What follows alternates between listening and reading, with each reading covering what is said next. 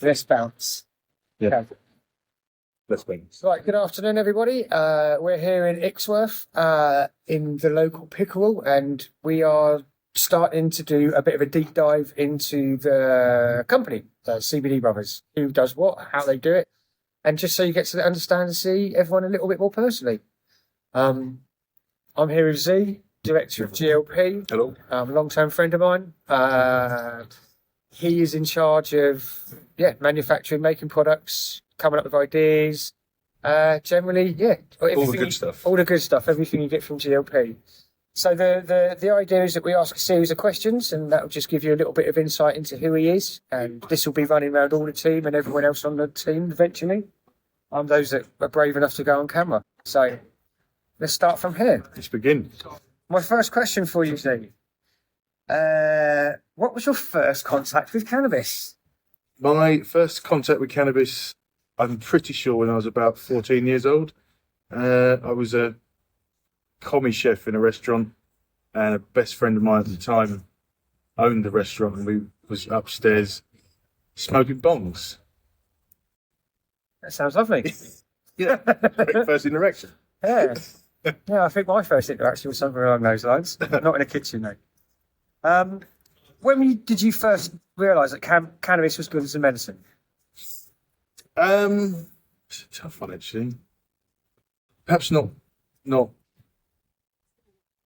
realising it for a while, like properly realising it, like actually in the head, but obviously using it as a young chef for stress relief and things like that. But then it wasn't until probably eight years ago when you first started the business was when I really started to concentrate and look at it as a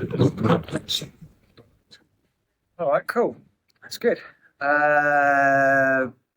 When did it... I suppose that's about the same time you realised that there's a lot more to cannabis than just the recreational value of it. Yes. Although that's always been something that we've never shied away from, particularly. Yeah. The recreational side of it is as important as the medicinal side, to some degree. Yeah. As long as it's used and not abused, in my opinion. I think that's that's always been one of the biggest fears. Yeah. But there's use and abuse, and I think in every sort of product, in every sort of. I think it's fair to say, as we've both got older, we've kind of our recreational use has definitely dipped off considerably more than so. 100%. It's quite good. Right, what's your favourite part of the job you do?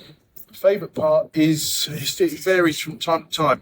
At the minute, as we were just saying, I can't very much enjoying analysing data.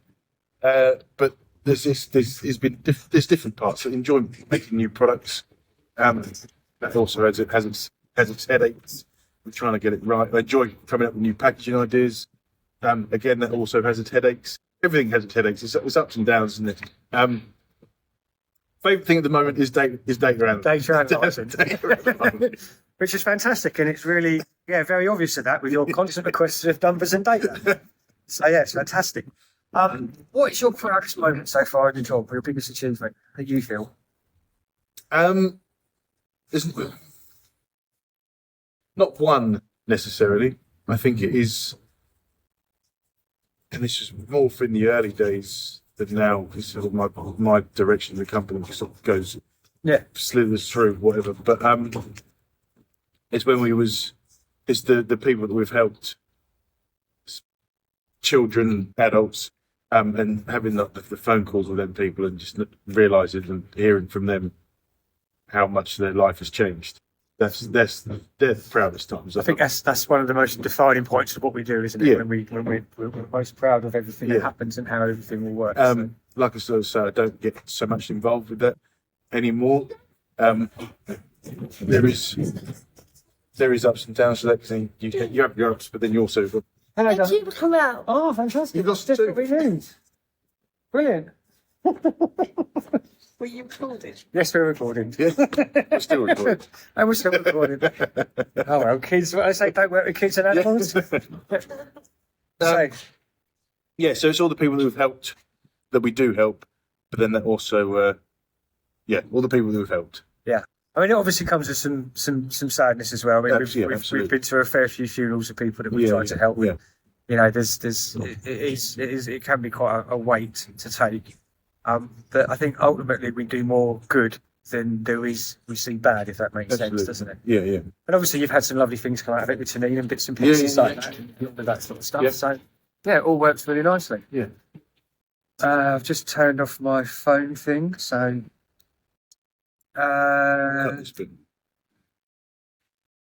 what is the bit you dislike most about the injury? Industry. Injury, yeah. When you get hit for not working hard enough.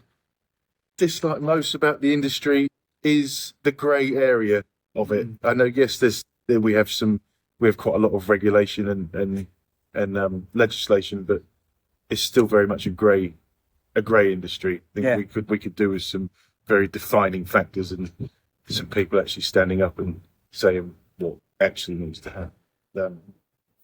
Surrounding controlled cannabinoids and that sort of thing, because other countries have taken a much more pragmatic approach. It's just pretty legalised completely everything. So fantastic. And it just what's going on in this country simply doesn't make sense. In most people's opinion. It's a bit of a shambles, isn't it? Yeah. But then I think that just sums up everything that goes up to the upper government at this point in time. Yeah. If you could change one thing, which I think is pretty much a similar sort of question, but if you could change one thing in the industry, it would be for some clear defining regulation, legislation.